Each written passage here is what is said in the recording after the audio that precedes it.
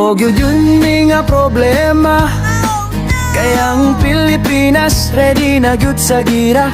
Pastilan ning istorya ha, murag maimbitahan ning porma ha.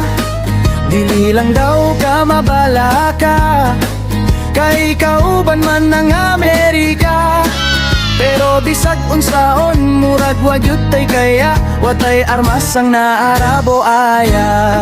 Unya ni aksyon kog kabala ka, kay ning mahal ang bugas hasta ang gasolina.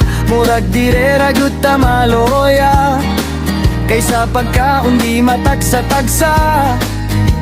Unya ning resulta, matud pa sa uban nga gutom na. Has kang di malasa, aning mga tawana, namatay raspas mo dili sa bomba.